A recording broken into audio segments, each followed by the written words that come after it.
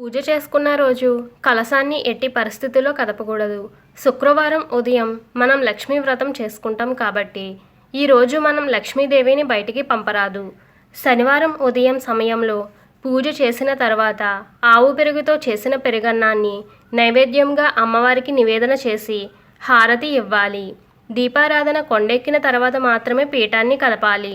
ముందుగా పసుపు గణపతికి నమస్కారం చేసుకుని గణపతిని యథాస్థానం ప్రతిష్ఠతి అని చెప్పి కదపాలి.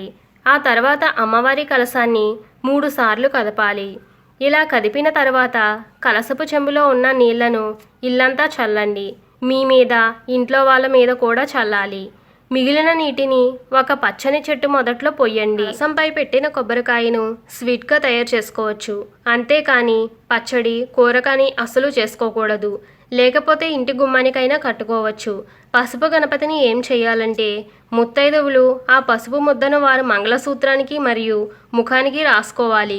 ఇలా చేస్తే సౌభాగ్యం కలుగుతుంది. అంతేకాని కాళ్ళకు అస్సలు రాసుకోకూడదు. అదేవిధంగా కలశం కింద పెట్టిన బియ్యాన్ని ఏం చేయాలంటే కలశం కింద పెట్టిన బియ్యాన్ని బెల్లం పొంగలిగా వండి దైవానికి ప్రసాదంగా పెట్టి ఇంట్లో అందరూ ప్రసాదంగా స్వీకరిస్తే చాలా మంచిది.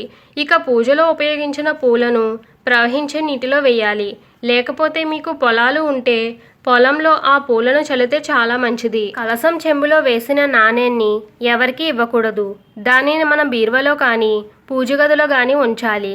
ఇలాంటి నియమాలు అన్నీ పాటించి ఆ అమ్మ అనుగ్రహం ప్రతి ఒక్కరూ పొందాలని మనస్ఫూర్తిగా కోరుకుంటున్నాను.